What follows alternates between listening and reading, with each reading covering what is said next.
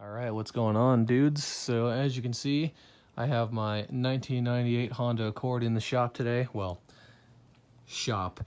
But yeah, so we're going to be changing one engine mount for now because I don't know if you might be able to tell or not, but this one kind of cracked, and I basically had my friend power break it, and you might be able to see that one crack, that one big crack down below. Basically, this thing is kind of shot. It's not like all the way broken, which is good, but we're gonna change it anyway.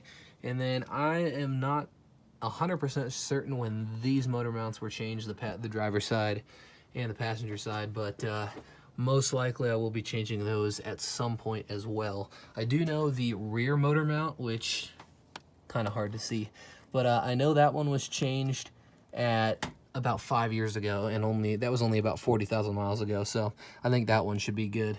However, the other one, this one looks pretty good. That one doesn't look like it has any cracks or anything going on with it.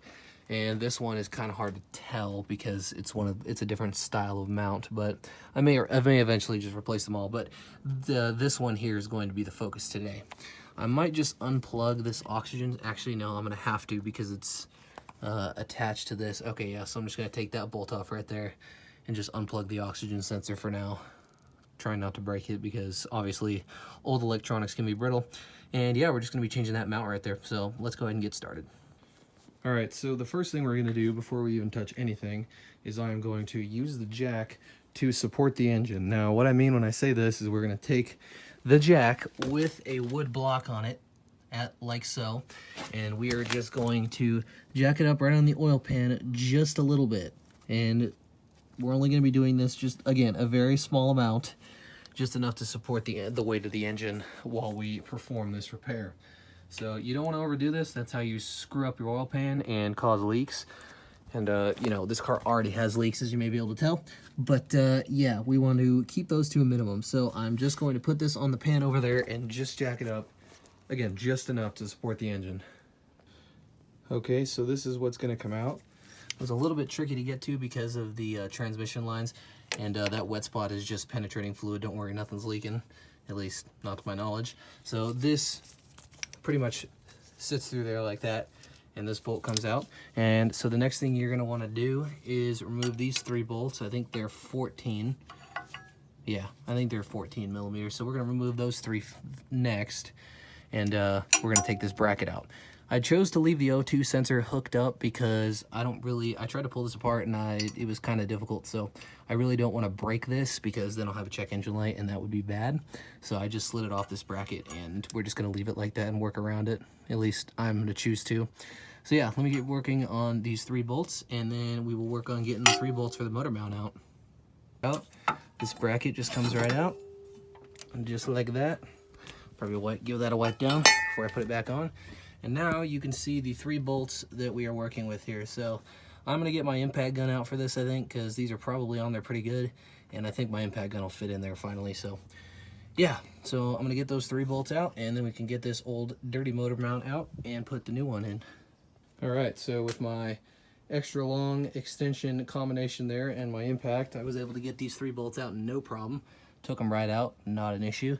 So now we can finally remove the engine mount, as you can see here. So as you can see, there's a fat crack right there on the bottom one, and that's what was causing our engine to move.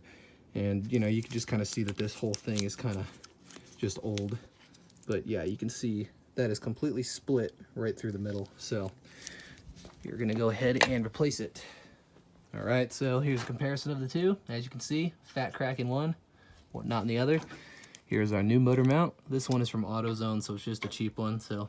But I don't drive this car very much comparatively to my 2017. So I don't think this will be an issue for a while. And plus, this thing is a lifetime warranty, so if it messes up, I can take it back and get a new one. And it was only $20.